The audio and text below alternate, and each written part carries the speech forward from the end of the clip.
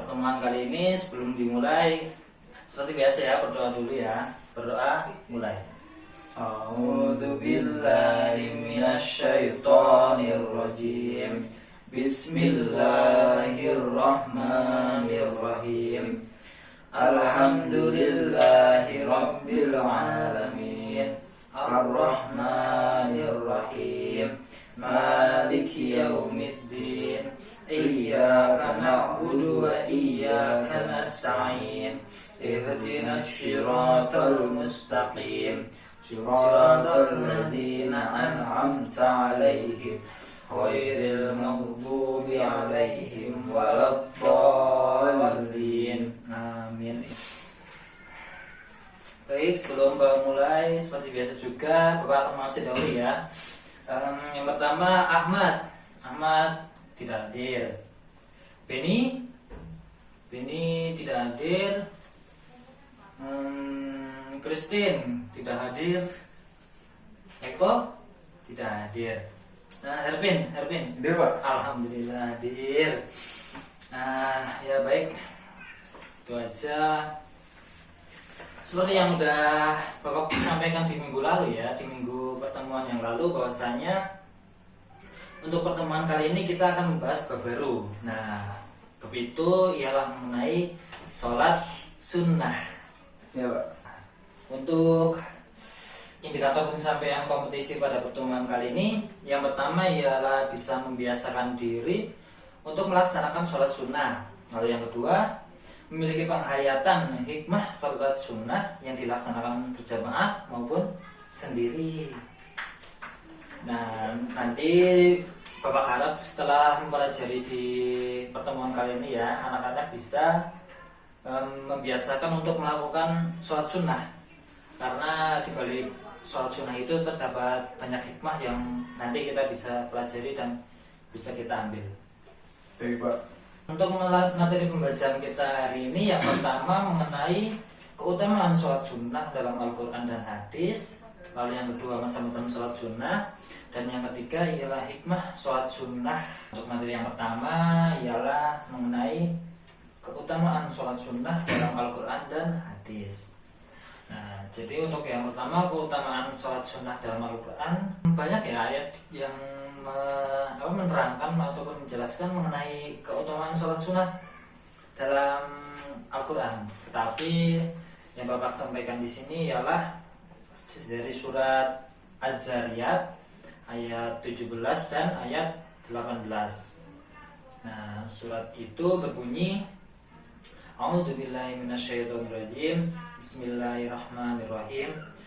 Kanu qalilan minal laili ma yahja'un wa bil asharihum yastaghfirun. Shadaqallahul azim. Artinya, mereka sedikit sekali tidur pada waktu malam hari, dan pada akhir malam mereka memohon ampunan kepada Allah Subhanahu wa taala. Nah, kira-kira Mas Erwin, apa yang bisa diambil dari ayat tersebut terkait dengan sholat sunnah? Kira-kira tahu apa enggak? Belum, Pak. Belum tahu ya? Jadi begini Mas, Ya. jadi ayat ini itu menerangkan mengenai sifat-sifat orang yang bertakwa gitu, sifat orang muslim yang bertakwa kepada Allah Subhanahu wa taala, dan mereka itu sedikit untuk tidur di waktu malam hari. Nah, sedikit, dalam artian sedikit itu mereka meluangkan waktu di 2/3 malamnya untuk melakukan sholat malam. Nah, sholat malam itu ialah sholat tahajud. Nah, terus apa sih itu sholat tahajud? Nah, nanti sholat tahajud sendiri akan ada pembahasannya di pertemuan selanjutnya, ataupun nanti jika masih ada waktu lagi. Kemudian untuk keutamaan mengenai sholat sunnah ya, yang dalam Al-Quran di surat An-Nazi'at ini, jadi itu kandungan dari ayat ini ialah intinya tentang keutamaan melakukan sholat tahajud. Keutamaannya apa? Nanti kita bahas di pertemuan selanjutnya ataupun nanti. Kemudian untuk keutamaan sholat sunnah di dalam hadis. Nah, jadi sebenarnya ada banyak ya, ada banyak hadis yang menunjukkan bahwasanya keutamaan sholat sunnah itu. Karena tetapi untuk pertemuan kali ini Bapak akan menerangkan 2 saja cukup. Nah, hadis yang pertama nanti akan Bapak tulis. Nah, jadi ini salah satu hadis mengenai keutamaan sholat sunnah. Bunyinya bagaimana? Bunyinya qala Nabiyyu sallallahu alaihi wasallam man sholli fil yaumi wal lailati nataini asyrata raq'ata tatawu an banallahu lahu baitan fil jannah. Nah, jadi itu artinya Nabi Shallallahu Alaihi Wasallam bersabda, barang siapa yang melakukan sholat sunnah selain sholat fardu dalam sehari 12 rakaat, maka Allah pasti akan membangunkan untuknya sebuah rumah di surga. Hadis riwayat Muslim. Nah, apa yang dimaksud dari 12 rakaat tersebut? Nah, jadi 12 rakaat itu yang pertama adalah 4 rakaat sebelum sholat duhur, lalu yang kedua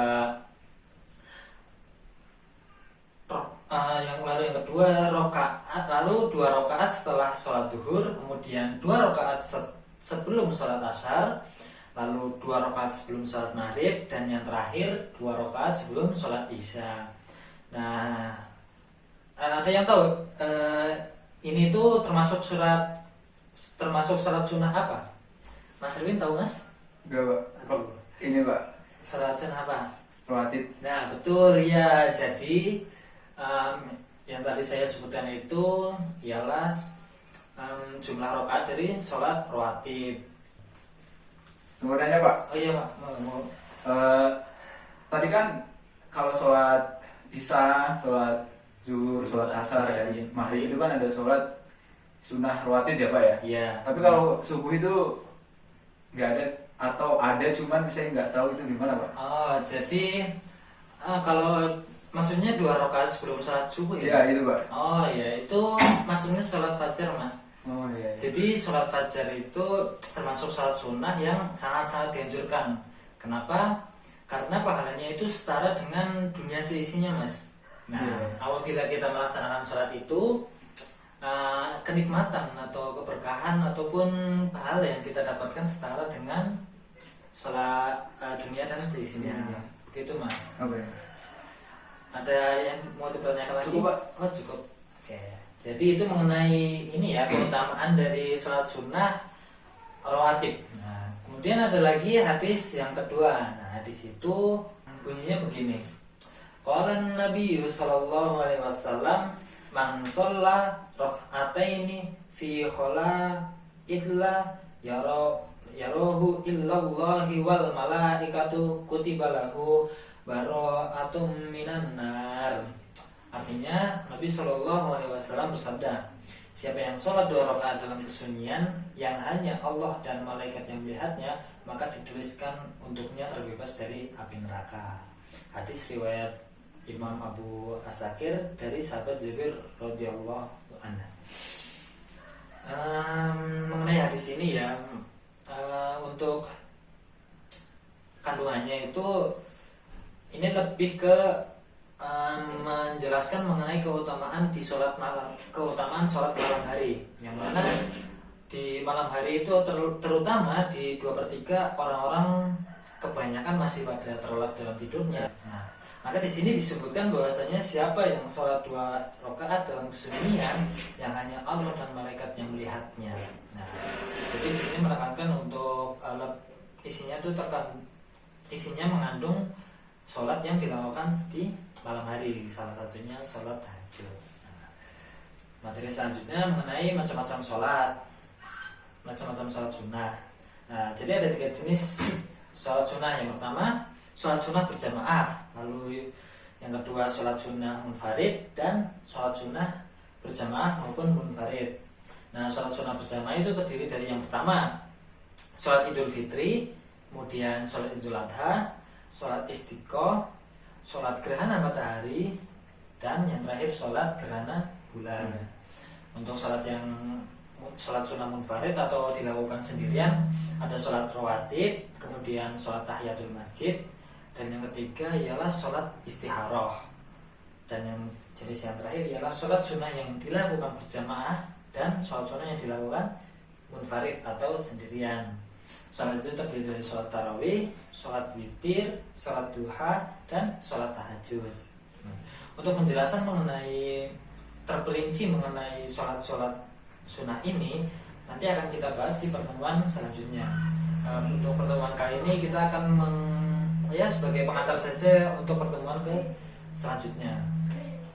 Nah, kemudian di sini Bapak ada cerita ya, yang mana cerita itu nanti ada anak-anak sekalian, saya minta untuk menuliskan apa hikmah dari cerita ini. Nah, jadi ceritanya begini ya. Penghasilan Pak Trimo itu 800.000 selama sebulan. Nah, jika dihitung, penghasilan itu hanya cukup untuk memenuhi kehidupan sehari-hari. Namun Pak Trimo memiliki keinginan untuk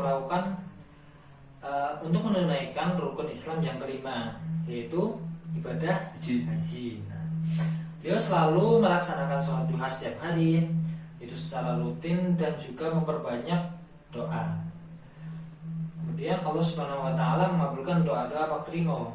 Beliau mendapatkan rezeki yang tak disangka-sangka dari berbagai arah, mulai dari panggilan pijat, kemudian penumpang becak, lalu membantu membuang sampah dan lain sebagainya. Uang hasil jerih payah Pak Trimo diberikan kepada istri untuk dikelola. Kemudian hingga suatu hari sang istri memberitahu Pak Trimo bahwa mereka mempunyai uang yang cukup untuk membayar biaya ibadah haji. Pak Trimo sangat terkejut, tetapi istrinya meyakinkan bahwa Allah Subhanahu wa taala telah membukakan pintu rezeki melalui sholat duha yang Pak Trimo lakukan secara rutin. Kemudian Allah Subhanahu wa taala memudahkan jalannya Pak Trimo serta istrinya untuk menunaikan ibadah haji. Nah, itu sedikit cerita ya, yang nanti Bapak minta untuk tugas adik-adik sekalian menuliskan apa hikmah dibalik cerita yang Bapak sampaikan tadi. Nah, untuk materi terakhir hari ini mengenai hikmah sholat sunnah. Yang pertama ialah menyempurnakan sholat fardu. Jadi ketika kita sholat fardu ya, sholat wajib itu kadang kita merasa tidak khusyuk, bahkan sering tidak khusyuk. Fokus kita teralihkan oleh hal yang lain, seperti mungkin kuncinya tinggalan nggak ya atau gimana gitu. Nah, dengan sholat sunnah, insya Allah sholat fardu kita akan disempurnakan. Kemudian yang kedua menambah keberkahan hidup. Nah, yang ketiga dibukakan pintu rezeki seperti cerita yang tadi Bapak sampaikan, nanti ada bisa menemui hikmahnya. Kemudian yang keempat menghapus dosa-dosa kita. Dan kelima, ungkapan rasa syukur kepada Allah Subhanahu wa taala sebagai zat yang Maha menciptakan kita. Lalu yang keenam, jiwa menjadi tenang dan tentram. Nah, itu untuk materi kita hari ini ya. Kemudian untuk tugas, Bapak akan memberikan ini ya, lembar tugas yang nantinya akan dikerjakan oleh adik-adik semua di rumah masing-masing. Dan tugas ini nanti akan Bapak cek lagi di pertemuan selanjutnya, karena tugas yang diberikan akan bersangkutan dengan materi yang akan kita pelajari saja.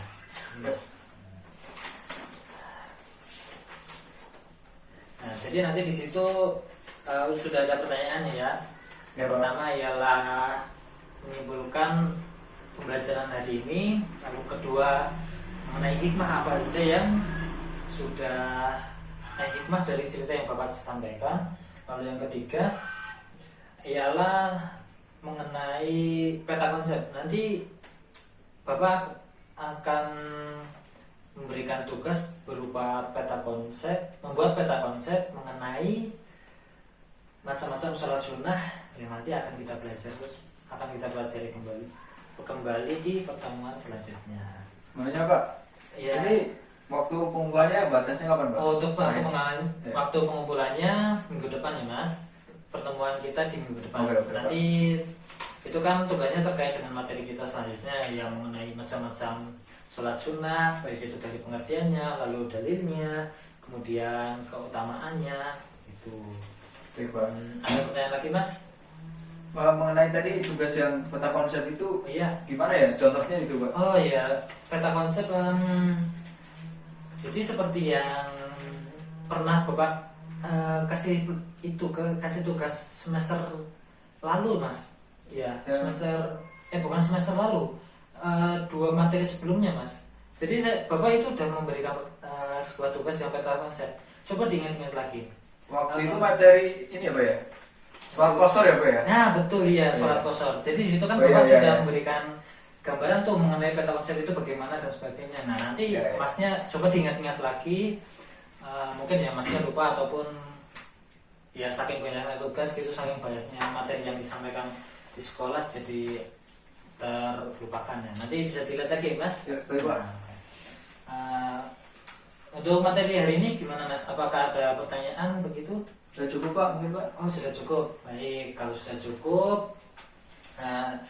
Bapak mengingatkan kembali seperti yang awal sudah Bapak sampaikan bahwasanya sholat sunnah ini banyak ya hikmahnya ya, dan hikmahnya cukup bermanfaat untuk hidup kita.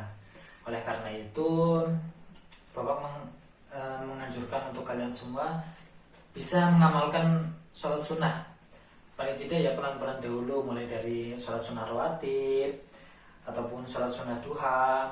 Apalagi kan jam istirahat kalian cukup lama ya, 30 menit ya Mas? 30 menit Nah Pak. iya 30 menit, 10 menit kan bisa dijadikan untuk sholat duha gitu. Apalagi jam istirahat kan di jam 9 ya. Ya. Begitu saja untuk materi kita hari ini. Kurang lebihnya mohon maaf. Bapak tutup, Bapak akhirin. Mari kita tutup dengan doa kifaratul majelis. Subhanakallahumma wa bihamdika asyhadu an la ilaha illa anta wa astaghfiruka wa atubu ilaik. Assalamualaikum warahmatullahi wabarakatuh. Waalaikumsalam warahmatullahi wabarakatuh.